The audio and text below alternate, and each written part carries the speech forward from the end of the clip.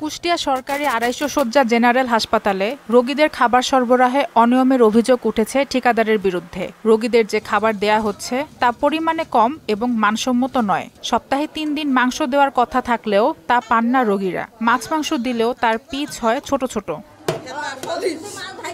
আর লাউয়ের সাথে আলুর সবজি আর পানির মতো স্বচ্ছ ডাল দেয়া হচ্ছে রোগীদের, তাও আবার জোটে না অনেকের কপালে। তালিকা অনুযায়ী চিকন চালের পরিবর্তে দেওয়া হচ্ছে মোটা চালের ভাত।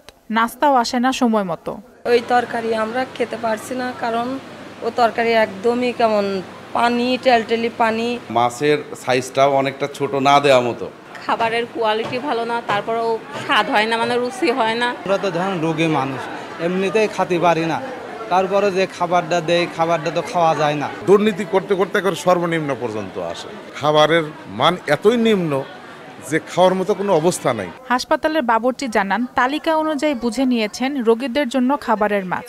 ভালো মানের বড় মাছ দেওয়ার কথা থাকলেও বাজারে ভালো মাছ নেই, এজন্য কম দামের মাছ দিয়ে আজকে চালিয়ে নিচ্ছেন ঠিকাদার। এই বিষয়ে হাসপাতাল কর্তৃপক্ষ জানেন না বলেও জানান তিনি।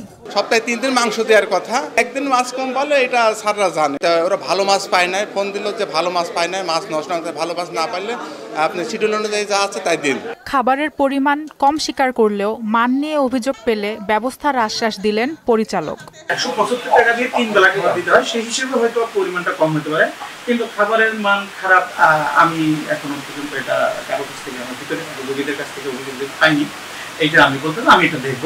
হাসপাতালে রোগীদের খাবারে অনিয়মের অভিযোগ পেলে ঠিকাদারের বিরুদ্ধে তদন্ত করে ব্যবস্থা নেওয়ার কথা জানান সিভিল সার্জন।